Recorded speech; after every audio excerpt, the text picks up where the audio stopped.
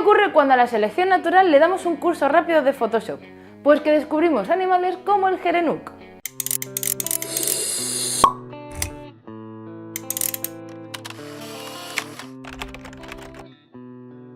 Esta especie habita en las zonas semiáridas al este de África y su nombre procede de su característica más notable, su largo cuello.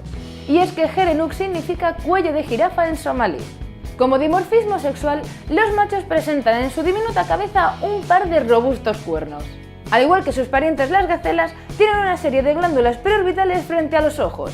Estas glándulas segregan una sustancia olorosa semejante al alquitrán que utilizarán para marcar su territorio. Los gerenuk suelen vivir en grupos de hembras con sus crías.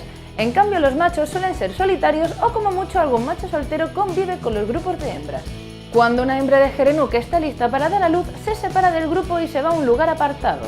Una vez nacida la cría, la madre la lamerá y se comerá la placenta para no atraer depredadores.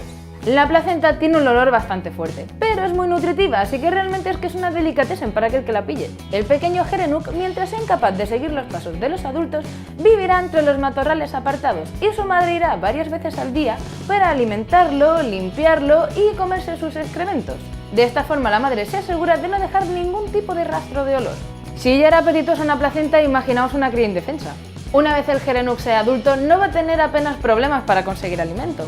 Al contrario que sus parientes las gacelas, los gerenuks pueden llegar a árboles bastante altos gracias a su cuello, ya que son capaces de mantenerse en sus dos patas traseras durante un largo tiempo. Otra adaptación muy interesante del gerenuk es que no necesita beber agua directamente, ya que recibe suficiente hidratación de las plantas de las que se alimenta. Y hasta aquí el vídeo, amantes de la naturaleza. Si queréis más información sobre el gerenuk, os la dejo abajo si nos estáis viendo desde la página web o directamente pinchada aquí si nos veis desde cualquier otro sitio. Un saludo, curiosos de la naturaleza, y nos vemos en el próximo vídeo.